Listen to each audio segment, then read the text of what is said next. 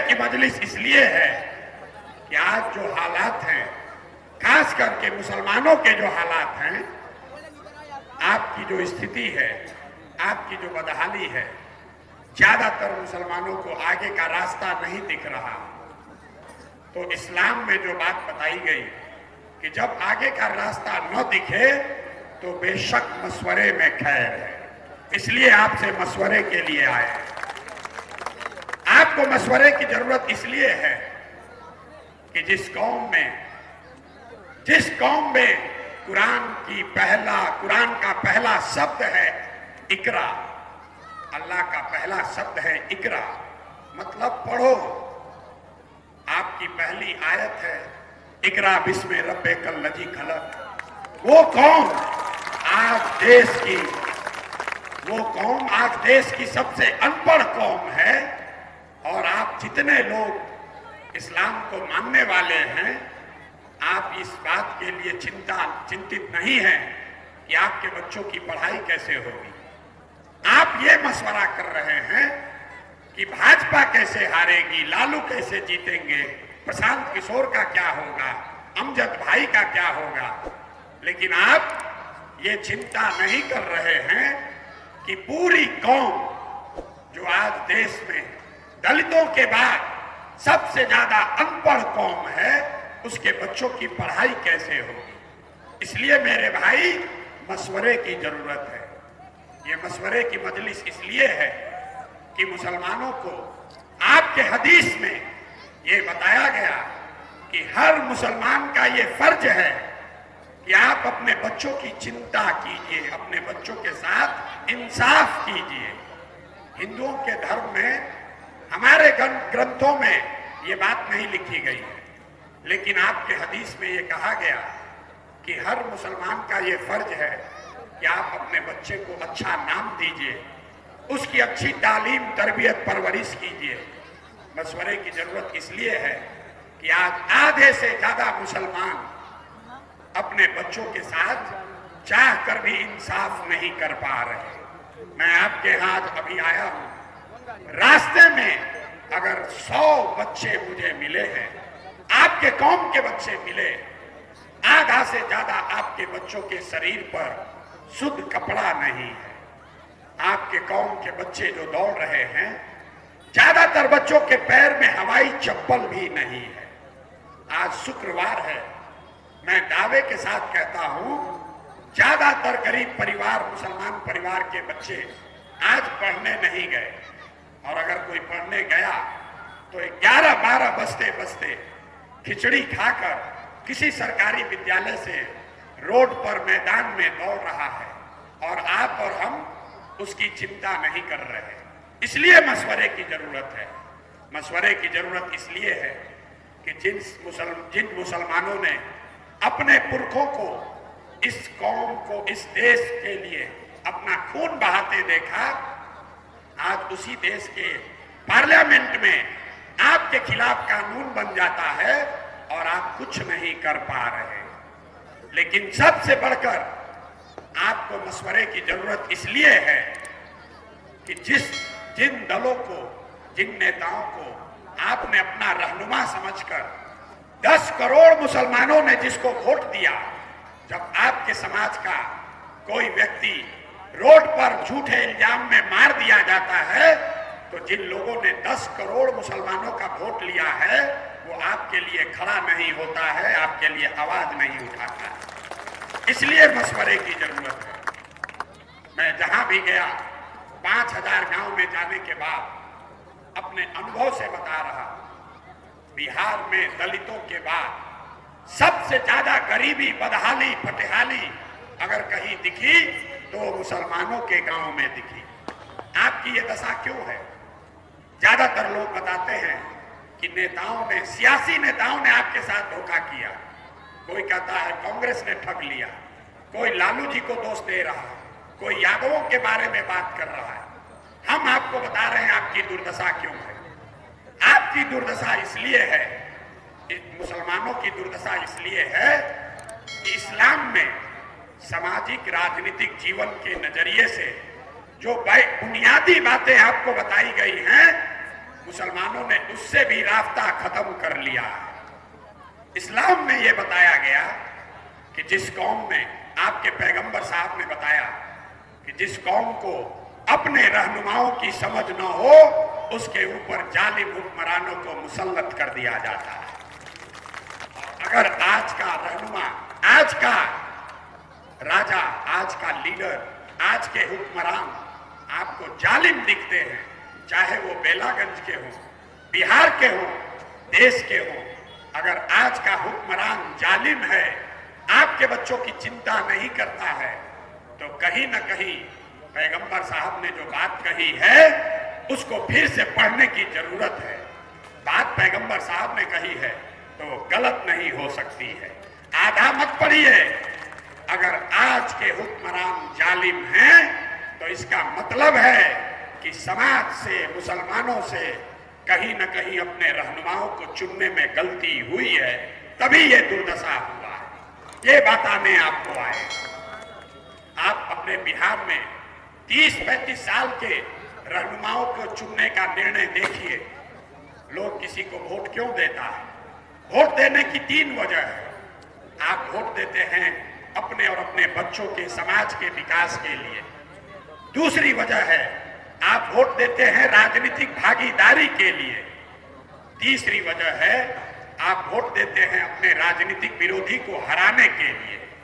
इन तीनों वजहों पर आप अपने 30-35 साल के निर्णय को, वोट देने के निर्णय को जरा जांच कर देखिए। विकास तो आपको मिला नहीं। ये तो हर मुसलमान मानता है कि पिछले 30-35 सालों में आपके और आपके बच्चों को विकास नहीं मिला। लेकिन भागीदारी की बात देख लीजिए। आप कहते हैं कि चलिए राजद की सरकार है तो हमारी सरकार है। भागीदारी के नजरिए से देखिए, पूरे बिहार में मुसलमानों की आबादी के हिसाब से 40 विधायक होने चाहिए, कम से कम 40 विधायक हैं। कितने? 19।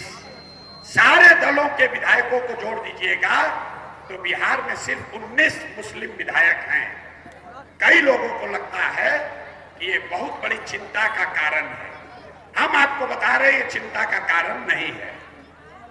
आपके 19 विधायक इसलिए हैं कि दलों ने आपको टिकट नहीं दिया। चिंता का कारण क्या है मैं आपको बताता हूं।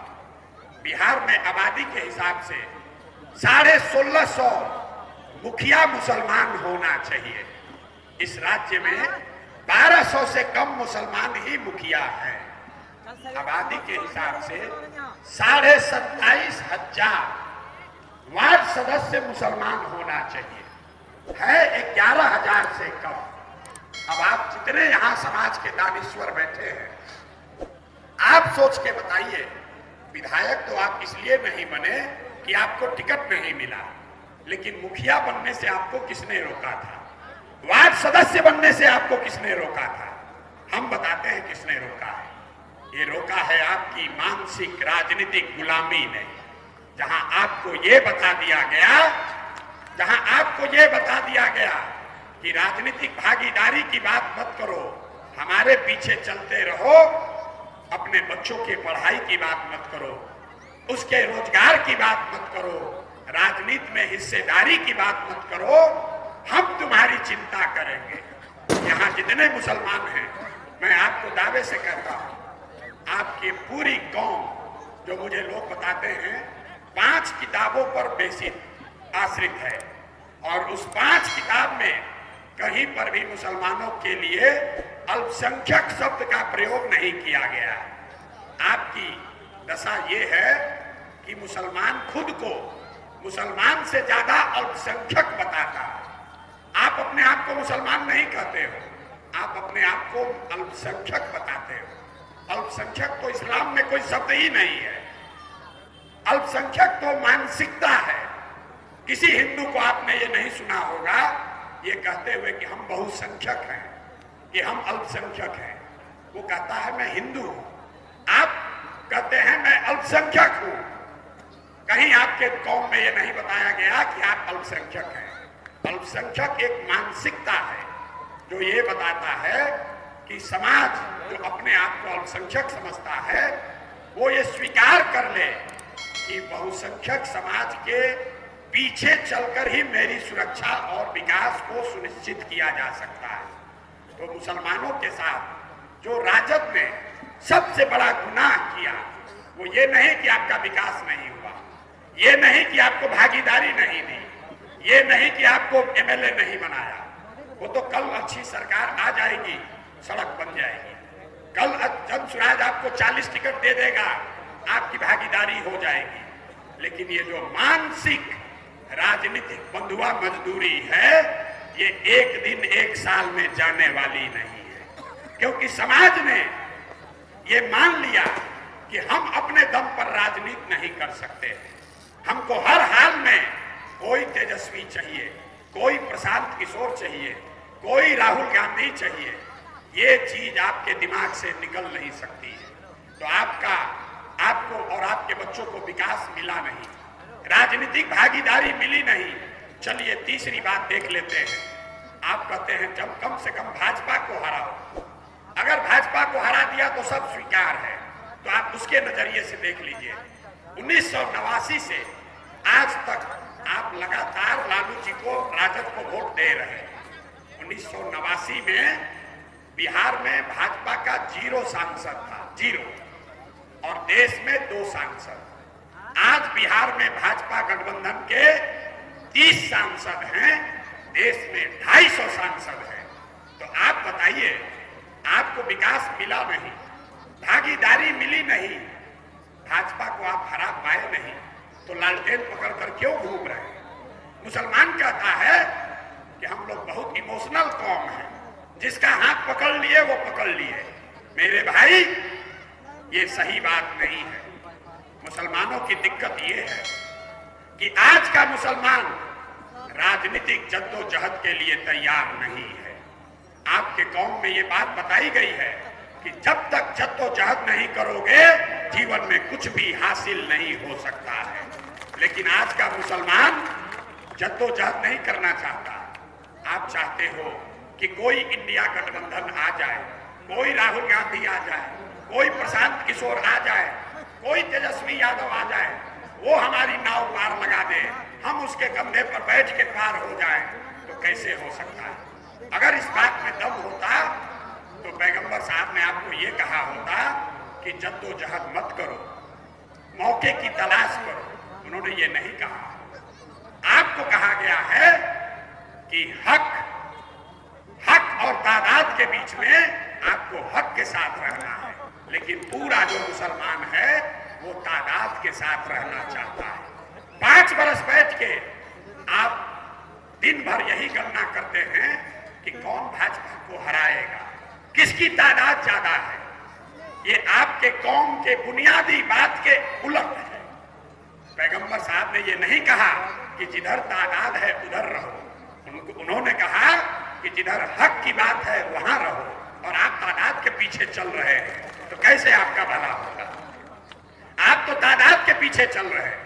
5 बरस बैठ के आप जोड़ते हैं कि कौन भाजपा को हराएगा, और जो भाजपा को हराता हुआ दिखता है वो आदमी सही हो गलत हो, चोर हो बदमाश हो, आपके समाज को लूट कर ले गया हो, अगर भाजपा को हराता हुआ तादाद में दिखता है तो आप उसी को जाकर वोट देते हैं।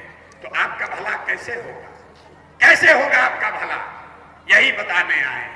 नहीं हो सकता। जन स्वराज आपका रहनुमा नहीं है, प्रशांत किशोर आपके रहनुमा नहीं है, होना भी नहीं चाहते हैं, हो भी नहीं सकते। लेकिन हम आपको एक रास्ता जरूर दिखा रहे हैं। आपको एक रास्ता दिखा रहे हैं कि कैसे आप राजनीतिक सामाजिक अपनी खोई हुई जमीन को वापस ला सकते हैं।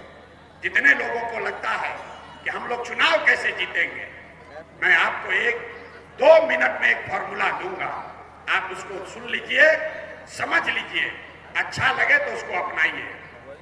जिसको जिसको लगता है कि मुसलमान को किसी के साथ तो गठजोड़ बनाना पड़ेगा तभी तो हम लोग चुनाव जीतेंगे, इसी नाम पर आप MY समीकरण बनाए हैं।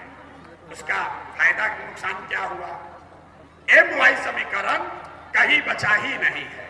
अब YM समीकरण है, जहां Y समाज के लोग खड़े होते हैं वहां मुकम्मल मुसलमान वोट देता है। जैसे ही मुसलमान समाज का आदमी खड़ा हुआ तो आधे से ज्यादा या वाई समाज के लोग भाजपा को या आपके विरोध में वोट देते हैं। ऐसा क्यों है?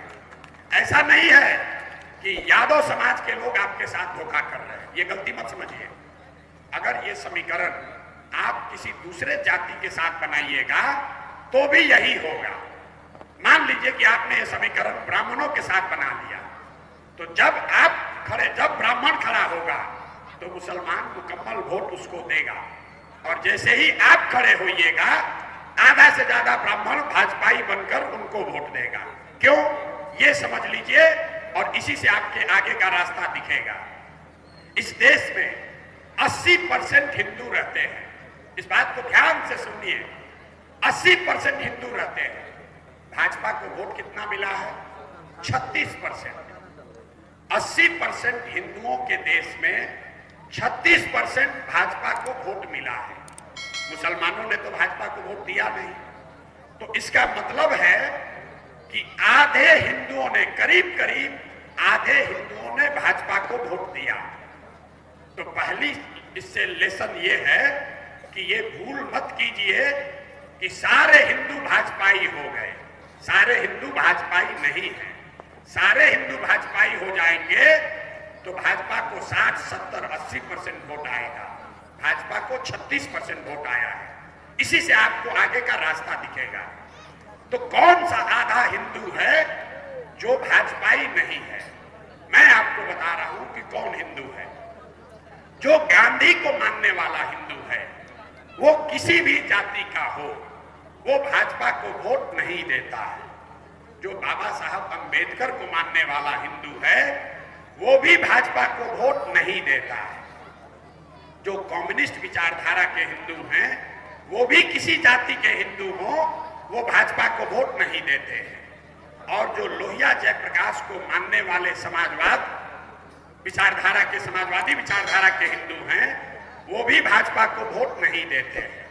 तो जो जन सुराज का फॉर्मूला है कि गांधी, अंबेडकर, कम्युनिस्ट और समाजवादी विचारधारा के मानने वाले हिंदुओं के साथ अगर मुसलमानों का गठजोड़ बना दिया जाए तो आधे हिंदू मतलब 40% और 20% मुसलमान मतलब विचारधारा के आधार पर एक ऐसा गठजोड़ बनाया जा सकता है जिसमें आप रहेंगे 60, भाजपा रहेगी 40 और हर बार आपको निश्चित सफलता मिलेगी। यही फर्क है हमारी बात में और ओवैसी साहब की बात में। ओवैसी साहब भी कह रहे हैं कि मुसलमानों का रहनुमा कौम से कोई लड़का ही होना चाहिए। मुसलमानों को अपनी राजनीति, अपना नेतृत्व खुद लेना चाहिए। मैं भी यही बात कह रहा हूं। फर्क क्या है? ओवैसी साहब ये कह रहे हैं कि मुसलमानों का नेतृत्व, मुसलमान कोई लीडर हो उसके पास उसकी रहनुमाई होनी चाहिए। उसको अपने कौम को एकजुट करके उसकी रहनुमाई लेनी है। जन सुराज ये कह रहा है कि मुसलमानों का रहनुमा आपके समाज का वो व्यक्ति होना चाहिए जो मुसलमानों के साथ साथ उन हिंदुओं को साथ लेकर चले जो विचारधारा के आधार पर आपके साथ चलने को तैयार है। तो अगर आप हमारे फॉर्मूला में आइएगा जो गांधी जी का फॉर्मूला है, क्योंकि ये चारों विचारधारा के लोग, गांधी के लोग, अंबेडकर के लोग, कम्युनिस्ट विचारधारा के लोग और समाजवाद को मानने वाले लोग, आजादी से पहले उन्होंने गांधी को सबने माना और ये चार विचारधारा के लोग मुसलमानों के साथ मिलकर इन्होंने देश की आजादी की लड़ाई लड़ी थी। तो एक शब्द में जन सुराज आजादी से पहले की कांग्रेस को, गांधी की कांग्रेस को पुनर्जीवित करने का अभियान है। इसीलिए हम आपसे वोट नहीं मांगते। हम मुसलमानों के मजलिस में वोट नहीं मांगते। मुसलमानों को इसका बुरा भी लगता है। लोग कहते हैं कि भैया अगर आप वोट नहीं मांगिएगा तो मुसलमान को बुरा लगता है कि आप हमारे पास आए क्यों हैं। हम आपको खुले मन से कह रहे हैं कि हम आपको वोट मांगने नहीं आए हैं, वोट जिसको देना है दीजिए, लेकिन आपसे आपकी दुआ मांगने आए। ये बड़ा प्रयास है देश में फिर से नई व्यवस्था बनाने के लिए ये सिर्फ वोट से नहीं होगा, ये आपके दुआ से होगा। और दूसरी चीज जो मांग रहे हैं वो आपके बच्चों का, आपके युवाओं को आप जनसुराज से जोड़िए। वोट जिसको देना है दीजिए, लेकिन अपने बच्चों को जनसुराज से जोड़िए, क्योंकि जनसुराज ने कहा है कि अगर आपके बच्चों में सलाहियत है, उनकी नीयत ठीक है, उनको समाज में काम करने का जज्बा है, अगर उसके पास पैसा नहीं है तो कोई बात नहीं, उसके पास चुनाव लड़ने की व्यवस्था नहीं है तो कोई बात नहीं, अगर वो विधायक मंत्री का लड़का नहीं है तो कोई बात नहीं, लेकिन अगर समाज के लिए इस विचारधारा आधारित व्यवस्था बनाने के लिए उसमें उसका जज्बा है तो उसको आप जनसुराज में भेजिए। जनसुराज अपने खर्चे से उसको प्रशिक्षित भी करेगा और समय आने पर उसके हिसाब से उसको चुनाव भी लड़ाएगा। ये बात आपसे कहने आए हैं। अच्छा लगे तो इससे जुड़िए और न अच्छा लगे तो कोई बात नहीं। हमने कहा है कि मुसलमानों को जनसुराज की ओर से 40 टिकट विधानसभा में जरूर दिया जाएगा, लेकिन ये कोई हम आप पर एहसान नहीं कर रहे, ये हम आपके लिए नहीं कह रहे, ये संविधान में जनसुराज के लिखा हुआ है कि जिस समाज की जितनी संख्या है उसको उतनी भागीदारी मिलेगी ही मिलेगी। आप हमको वोट दीजिए या मत दीजिए, हमारे साथ आइए या मत आइए। एक बात हमने और बढ़कर कही है कि जिनको जिनको लगता है कि जनसुराज के आने से मुसलमानों का वोट बट जाएगा, उनके इत्मीनान के लिए हमने ये घोषणा की है कि जहां कहीं भी आपके रहनुमा होने का दावा करने वाले राजद वाले लोग, राजद वाले जहां कहीं भी मुसलमान को खड़ा करेंगे, जनसुराज वहां से मुसलमान उम्मीदवार नहीं देगा। हम अगर उनमें दम है तो ये चुनौती को स्वीकार करें। वो नहीं कर सकते, क्योंकि जहां कहीं भी आपकी संख्या है वहां पर वो अपने लोगों को लड़ाते हैं, आपको नहीं लड़ाते हैं। तो आपके पास अभी मौका है। बेलागंज में अगर आप जीत कर आते हैं तो इससे बेलागंज का कुछ होगा कि नहीं मैं नहीं जानता। 7 महीने में किसी एक व्यक्ति के जीतने से बेलागंज में आपकी मुस्तकबिल बदल जाएगी ऐसा नहीं है, लेकिन एक चीज होगा, बेलागंज में अगर आप जीत कर आते हैं तो पूरे बिहार में एक लोगों को विश्वास होगा, मुसलमानों को ये विश्वास जगेगा कि हम भी चुनाव लड़ सकते हैं और हम भी चुनाव जीत सकते हैं। इसलिए ये लड़ाई अमजद साहब की नहीं है, ये लड़ाई बेलागंज की नहीं है, ये पूरे राज्य में मुसलमानों के लिए एक नया रास्ता बनाने का अभियान है। आप जनसुराज का असर देखिए, जनसुराज का असर देखिए। आपने अभी जनसुराज को वोट नहीं दिया, आप जनसुराज के मजलिसों में अभी आना शुरू किए हैं, इसका असर देखिए। आपके समाज के जिस व्यक्ति के मरने के बाद जिसकी मैयत में आपके अपने रहनुमा जिसकी मैयत में नहीं शामिल हुए, आज मुसलमानों की ये तादाद उनको मजबूर कर दिया कि उसी परिवार को घर में बैठाकर अब वापस दल में शामिल करा रहे हैं। ये जनसुराज की ताकत नहीं है, ये लोकतंत्र की ताकत है। तो आपसे इतना ही आग्रह करने आए हैं, वोट जिसको देना है दीजिए, लेकिन ये मत कहिए कि हम आरजेडी को ही देंगे, क्योंकि जब आप ऐसा करते हैं तो आप जिसको हरा रहे हैं वो तो आपको परेशान करेगा ही, जिसको आप जिताने के लिए वोट दे रहे हैं वो भी आपकी इज्जत नहीं करता है। तो इसलिए कम से कम इतना कहना जरूर शुरू कीजिए कि अगर हमारी बात नहीं मानोगे, अगर हमारी भागीदारी नहीं दोगे, अगर हमारा हिस्सा नहीं दोगे, हमारे बच्चों के पलायन रोजगार की व्यवस्था नहीं करोगे, हमारे बच्चों के तालीम की व्यवस्था नहीं करोगे, तो जनसुराज में चले जाएंगे। इतना कहने से आप देखिएगा राजद वाले भी आपको पूछेंगे। अगर हमारी बात पर भरोसा न हो तो एक फोटो हमारे साथ खींच लीजिए और उसके अपने फेसबुक पर डाल दीजिए। जिस नेता ने 5 बरस आपका फोन नहीं उठाया होगा वो आपको कल आकर मिलेगा, फोन करेगा कि अरे चचा काहे नाराज हैं, जनसुराज में काहे गए थे? चलिए क्या गलती हो गई, आप हमारे पास आइए, ये जनसुराज की ताकत है। और एक अंतिम बात कहकर खत्म करेंगे। हमको मालूम है कि मुसलमानों को चलना है जनसुराज के साथ ही, आपको चलना है जनसुराज के साथ ही, लेकिन अगर आप नहीं भी चलिए तो कोई मलाल नहीं है, क्योंकि जीतेगा जनसुराज ही, जीतेगा जनसुराज ही। इसलिए नहीं कि हम बहुत बड़े दानिश्वर हैं, इसलिए कि आपके कौम में भी ये बात बताई गई कि ईमानदारी से किया हुआ प्रयास, ईमानदारी से किया हुआ जद्दोजहद कभी खाली नहीं जा सकता। और पिछले 2-2.5 बरस में प्रशांत किशोर ने जितनी मेहनत की है, जितना पसीना बहाया है, 75 बरस में किसी ने बिहार में इतनी मेहनत नहीं की है।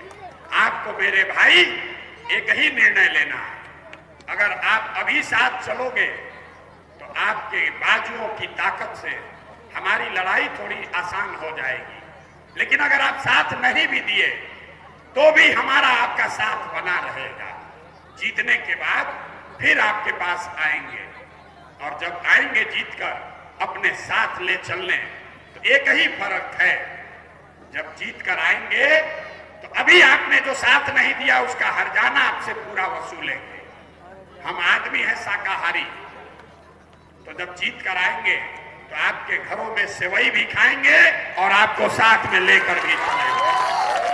अब तय आपको करना है कि आपको अभी साथ चलना है कि चुनाव जीतने के बाद साथ चलना है। एक बार बता दीजिए, अभी साथ चलना है कि अभी साथ चलना है कि चुनाव के बाद चलना है? अभी साथ चलना है कि चुनाव के बाद चलना है? तो आप मेरे साथ आइए, मेरा साथ दीजिए और अपने इस लड़के पर, अपने भाई पर भरोसा रखिए। आपने अगर कंधा लगाया तो बिहार में नहीं, साल भर के अंदर अगर देश की राजनीति का निडिल घुमाकर यहां नहीं कर दिए तो आज जो कहिए